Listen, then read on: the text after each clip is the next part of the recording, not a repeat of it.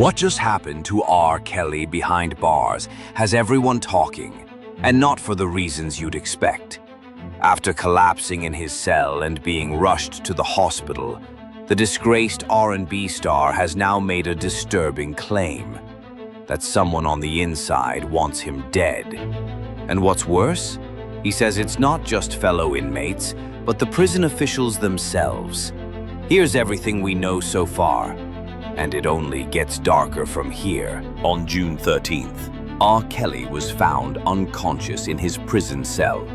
According to his legal team, he'd overdosed on medication that was allegedly administered by prison staff. He was transported by ambulance to Duke University Hospital and remained hospitalized for 2 days. His lawyers describe a terrifying scene. The singer woke up feeling faint and dizzy, his vision blurred by black spots. When he tried to stand, he collapsed. Crawling to the door, he passed out completely. That alone would have been enough to raise concern. But it turns out, this was only the beginning. Just days before the incident, Kelly was placed in solitary confinement, reportedly against his will. His attorneys say this sudden isolation was a form of retaliation. He allegedly told legal representatives that he felt disoriented, lightheaded, and deeply unsafe. And that wasn't paranoia. Not long after, his body gave out. This wasn't just a medical scare. According to Kelly's team, this was a direct result of mistreatment, possibly worse. If you think this sounds extreme, hold on. Kelly's attorneys claim he was warned, not by an inmate, but by a prison official, to avoid the food. The reason? The food might be poisoned.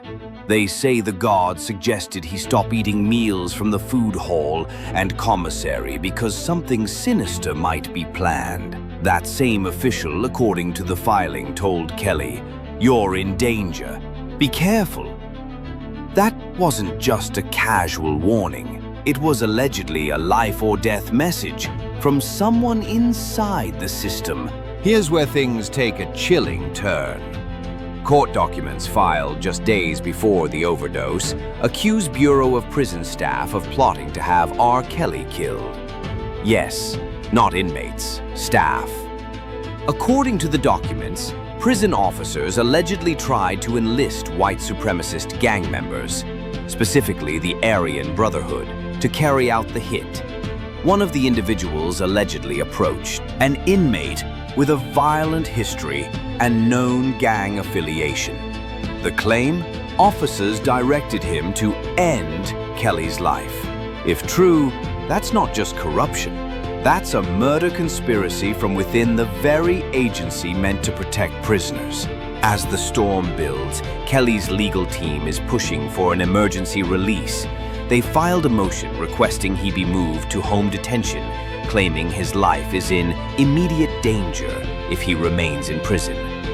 His attorney, Bo Brinley, argued that explicit evidence has emerged proving staff have endangered Kelly's life, and that he cannot be safely housed in any federal facility under the current conditions. A hearing on that motion is now pending, and the pressure is mounting fast. So what really happened to R. Kelly? Is he being targeted for what he knows? Or is this just a desperate legal strategy from a man with nowhere left to run? With a federal judge set to review his request for home detention and rumors of internal investigations swirling, one thing is clear. The story isn't over, not by a long shot. Because when the people meant to guard you are the ones you fear most, what happens next could shock everyone. If you want more updates like this, subscribe to News Mesmer, where headlines get a little too real, and drop a comment below. Do you believe R. Kelly's claims? Or is this just the next twist in a long, dark legacy?